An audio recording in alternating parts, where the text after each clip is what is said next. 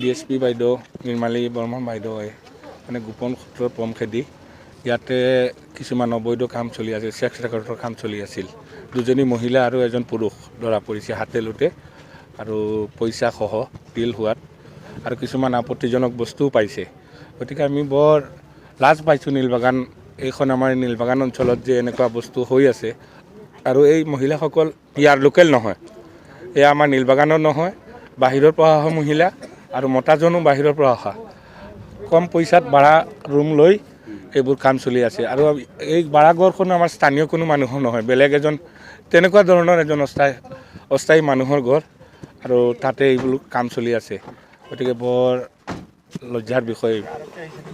হয়, আমাৰ DSP বাইদেউ নিৰ্মালী বৰ্মন বাইদেউ আৰু আমাৰ মুৰাজাত থানাৰ তেখেতসকলৰ নেতৃত্বত এটা হেৰি চলিছিল, তাতে ধৰা পৰিছে দুজন।